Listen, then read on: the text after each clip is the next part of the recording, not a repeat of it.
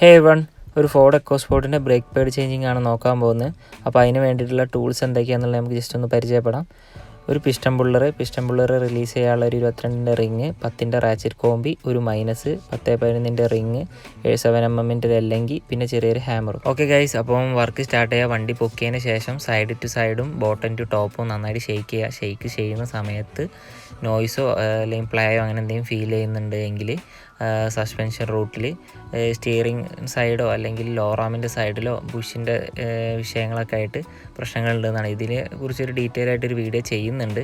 പിന്നെ ഇതിൽ ശ്രദ്ധിക്കേണ്ടത് വീലിന് നന്നായിട്ട് നമ്മൾ ഹിറ്റ് ചെയ്യുന്ന സമയത്ത് ഒരു കിടിങ് എന്ന് പറഞ്ഞ സൗണ്ടോ അല്ലെങ്കിൽ ഒരു തരിപ്പ് പോലത്തെ ഒരു ശബ്ദം ഉണ്ടെന്നുണ്ടെങ്കിൽ കാലിപ്പർ പിന്നിന് മോശം ഉണ്ട് എന്നാണ്.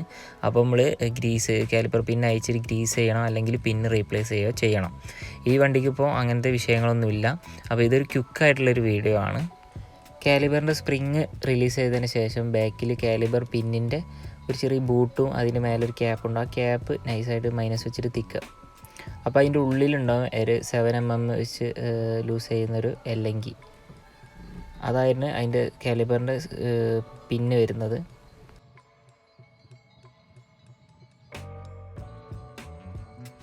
കാലിബർ പിന്ന് വരുന്നത് 7mm ഒരു എല്ലങ്കി ടൈപ്പാണ്. അത് 10-ൻ്റെ റിങ് വെച്ചിട്ടാണ് ലൂസ് ചെയ്യുന്നത്.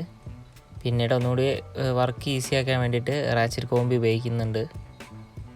ബ്രേക്ക് ചെയ്യുന്ന സമയത്ത് ബ്രേക്ക് പെഡലിൽ ചെറുതായിട്ട് തരിപ്പോ നോയ്സോ അല്ലെങ്കിൽ ബ്രേക്ക് പേഡിൻ്റെ ഒരു സൈഡ് മാത്രമായിട്ട് തേയുന്ന സമയത്ത് കാലിബർ പിന്ന് ഗ്രീസ് ചെയ്തിടുക, അല്ലെങ്കിൽ കാലിബർ പിന്ന് റീപ്ലേസ് ചെയ്യുക എന്നുള്ളതാണ്. കാലിബർ പിന്ന് റീപ്ലേസ് ചെയ്തിട്ടും തരിപ്പുണ്ട് എങ്കിൽ കാലിബറിൻ്റെ അസി മാറ്റേണ്ടി വരും. ഇതാണ് അതിൻ്റെ പ്രൊസീജിയർ. സമയപരിമിതി കാരണമാണ് ഫ്രണ്ടിലെ വർക്ക് മാത്രം ചെയ്യുന്നത്. റെയർ ഡ്രം ഒരു ക്ലീൻ ചെയ്ത് ഗ്രീസ് ചെയ്യുന്നതാണ് പ്രോപ്പർ വേ. ഇതിന് ഉപയോഗിക്കേണ്ടത് സിലിക്കൺ ടൈപ്പ് ഗ്രീസാണ്.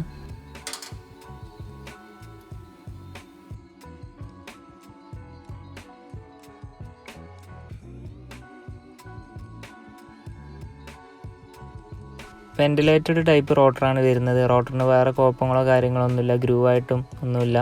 ഗ്രൂവ് ഉണ്ടെന്നുണ്ടെങ്കിൽ ലെയ്ത്തിൽ നിന്ന് പോളിഷ് ചെയ്യാറുണ്ട്. ഇതിന് കുഴപ്പമൊന്നും കാര്യങ്ങളൊന്നുമില്ല. ബ്രേക്ക് പേഡ് നന്നായിട്ട് മോശമായിട്ടുണ്ട്, അപ്പോൾ അത് നമുക്ക് ചേഞ്ച് ചെയ്യാം.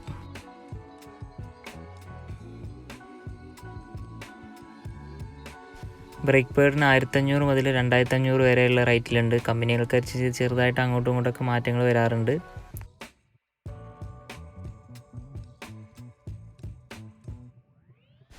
ബ്രേക്ക് പേഡിലെ സെൻട്രലിലുള്ള കട്ട് റെപ്രസെൻ്റ് ചെയ്യുന്നത് ബ്രേക്ക് വയർ ഇൻഡിക്കേഷൻ ആയിട്ടാണ്. ഇതുവരെ സേഫായിട്ട് റൺ ചെയ്യാന്നുള്ളതാണ് ഉദ്ദേശിക്കുന്നത്.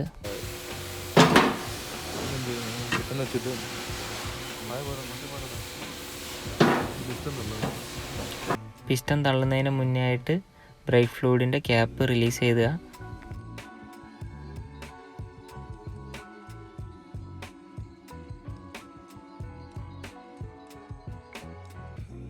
ബ്രേക്ക് പേഡ് തേയുന്നതിനനുസരിച്ച് റിസർവോയർ ടാങ്കിൽ ഫ്ലൂയിഡ് പതിയെ താഴും. അതിനനുസരിച്ച് നമ്മൾ ഫില്ല് ചെയ്ത് കഴിഞ്ഞാൽ ഇപ്പോൾ പുള്ളർ വെച്ച് ടൈറ്റ് ചെയ്യുന്ന സമയത്ത്, പിസ്റ്റൺ പുള്ള് ചെയ്യുന്ന സമയത്ത് റിസർവോയർ ടാങ്കിൽ ബ്രേക്ക് ഫ്ലൂയിഡ് നിറഞ്ഞൊലിക്കാനുള്ള ചാൻസ് ഉണ്ട്. അപ്പോൾ അത് ശ്രദ്ധിക്കണം.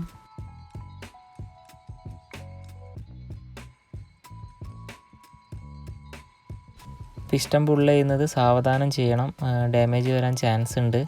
ലീക്കോ കാര്യങ്ങളൊന്നും ഇല്ല എന്നുള്ളത് ഉറപ്പ് വരുത്തുക. ബ്രേക്ക് പേഡിൽ ചെറിയൊരു ബാക്കിലൊരു ലോക്കുള്ള ടൈപ്പാണ് ഈ പിസ്റ്റൻ്റെ സൈഡിൽ വരുന്നത്. കാലിബർ പിന്നിന് കാര്യമായിട്ട് ഷെയ്ക്കോ തേയ്മാനോ ഇല്ല, അതുകൊണ്ട് അത് ഷിമ്മ് ചെയ്യുന്നില്ല. ലൈറ്റായിട്ട് ഗ്രീസ് മാത്രമേ ചെയ്യുന്നുള്ളൂ. ഇത് പെട്ടെന്ന് ചെയ്യുന്നതുകൊണ്ടാണ് ശരിക്കും ക്ലീൻ ചെയ്യാത്തത്. വെള്ളം ബ്രഷ് ഉപയോഗിച്ച് ക്ലീൻ ചെയ്യുന്നത് നല്ലതാണ്.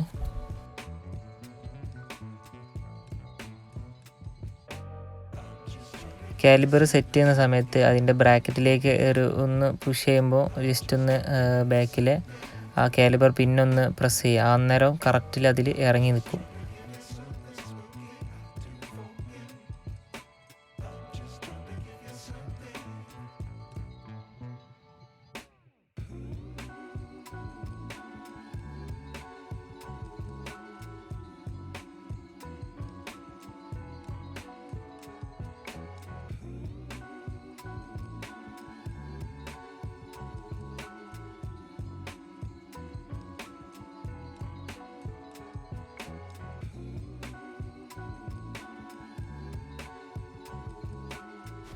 കാലിബർ പിന്നെ ഈവൺ ആയിട്ട് ടൈറ്റ് ചെയ്യുക. മാക്സിമം സിലിക്കൺ ബേസ്ഡ് ആയിട്ടുള്ള ഗ്രീസ് ഉപയോഗിക്കുക. കാലിബർ ഗ്രീസിൽ നിന്ന് തന്നെ സെപ്പറേറ്റ് മേടിക്കാൻ കിട്ടും. നോർമൽ ടൈപ്പ് ഗ്രീസ് ഉപയോഗിച്ച് കഴിഞ്ഞാൽ അത് മെൽറ്റ് ആവാനും അത് ബ്രേക്ക് പേഡിലേക്കും അതുപോലെ തന്നെ ഡിസ്കിലേക്കും ഇറങ്ങിയിട്ട് ബ്രേക്ക് ലോസ് ആവാനുള്ള ചാൻസ് വളരെ കൂടുതലാണ്. അതുപോലെ തന്നെ ഇതിൻ്റെ അകത്ത് ആ ബൂട്ടിനകത്ത് ലൈറ്റായിട്ടേ ഗ്രീസ് ചെയ്യാൻ പാടുള്ളൂ. അത് ഒരുപാട് അതിനകത്ത് നിറയ്ക്കുന്നത് അത്ര നല്ലതല്ല. കാലിബർ പിന്നിൻ്റെ ഒരു ഡസ്റ്റ് ബൂട്ടാണ്, ബുഷ് എന്നും പറയും.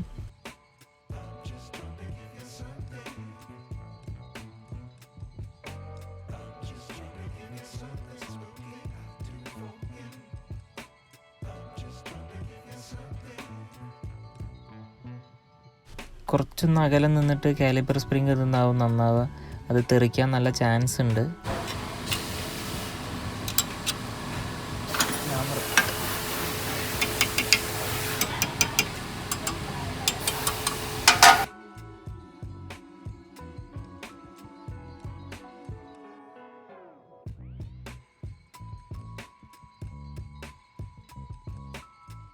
ഫോർഡ് അടിപൊളി വണ്ടിയാണ്. മറ്റുള്ള സസ്പെൻഷൻ പാർട്സുകളെ അപേക്ഷിച്ച് ഇതൊന്നും കൂടെ റഫാണ്. പിന്നെ ബ്രേക്കിൻ്റെ വർക്കാണെന്നുണ്ടെങ്കിലും കുറച്ചും കൂടി ടാസ്ക്കാണ്. നോർമലി മാരുതിൻ്റെ വണ്ടി കുറച്ച് പാടാണ്. മാരുതിൻ്റെ വണ്ടികളെ നെഗറ്റീവ് എന്ന് പറയുന്നത് എന്താ, ഇതിന് കൂടുതൽ ഈ വണ്ടിക്ക് കൂടുതൽ പോകുന്നൊരു കംപ്ലയിൻറ്റ് തൈറോയിഡിൻ്റെ ഒന്നും കൂടെ അധികം വന്ന കംപ്ലയിൻറ്റുകൾ തൈറോയിഡിൻ്റെ സ്റ്റിയറിങ്ങിൻ്റെ തൈറോയിഡിൻ്റെ കംപ്ലയിൻ്റ് ആയിട്ടാണ് അധികം ഇവിടെ വരൽ. എന്നാലും വളരെ കുറവാണ്. ബാക്കിയുള്ള സസ്പെൻഷൻ പാർട്സുകളൊന്നും അങ്ങനെ കംപ്ലയിൻറ്റ് വരലില്ല. വണ്ടി ഷെയറാണ്, അടിപൊളിയാണ്. ലൈക്കാണ്, ഓടിക്കാനാണെങ്കിൽ തന്നെ കംഫർട്ടാണ്, ലോങ് ഡ്രൈവിന് അടിപൊളിയാണ്. പെഡൽ കമ്മി ഉണ്ടെങ്കിൽ ബാക്കിലെ ഡ്രം അയച്ചിട്ട് ചെക്ക് ചെയ്യുന്നത് നല്ലതാണ്. ഇതിപ്പോൾ ഒരു ക്വിക്കായിട്ടുള്ള സർവീസ് ആയതുകൊണ്ട് ബാക്കിലെ ഡ്രം അയക്കാൻ നിൽക്കുന്നില്ല. ഈ ഒരു അടിഭാഗങ്ങളിൽ ഇങ്ങനെ ജസ്റ്റ് നോക്കിയിട്ട് അവിടെ ലീക്കില്ല എന്നുള്ള ഉറപ്പ് വരുത്തിയിട്ട് നമുക്ക് ക്ലോസ് ചെയ്യാം. ബ്രേക്ക് ഫ്ലൂയിഡിൻ്റെ ലെവൽ മാക്സിമത്തിൻ്റെ മേലെ എത്തിയിട്ടുണ്ട്. ജസ്റ്റ് ഒന്ന് സ്റ്റാർട്ട് ചെയ്ത് പമ്പ് ചെയ്യുമ്പോൾ അത് ലെവൽ കറക്റ്റ് ആയിക്കോളും.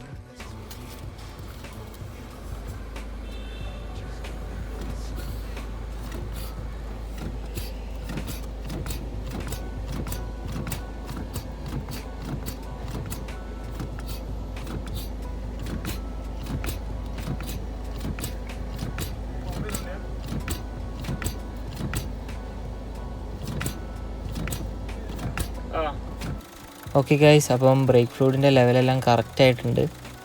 ബ്രേക്ക് ഫ്ലൂയിഡ് എന്തെങ്കിലും ചാൻസിൽ ചേസസിലോ അല്ലെങ്കിൽ മറ്റ് കോമ്പോണൻസിലായിട്ടുണ്ടെങ്കിൽ അത് വാഷ് ചെയ്യണം, വെള്ളം ഒഴിച്ചിട്ട് ക്ലീൻ ചെയ്യണം. ഇല്ലെങ്കിൽ അവിടെ റസ്റ്റ് വരാനും ആ പാർട്സിലൊക്കെ കംപ്ലൈൻ്റ് ആവാനും നിരയ്ക്കാനൊക്കെ ചാൻസ് ഉണ്ട്. ഓക്കെ ഗൈസ്, അപ്പം വർക്ക് കംപ്ലീറ്റ് ആയിട്ടുണ്ട്. വീഡിയോ ഇഷ്ടപ്പെട്ടാൽ ലൈക്ക് ചെയ്യുക. കൂടുതൽ നല്ല വീഡിയോ ഒക്കെ ആയിട്ട് സപ്പോർട്ട് ചെയ്യുക. Thank you for watching.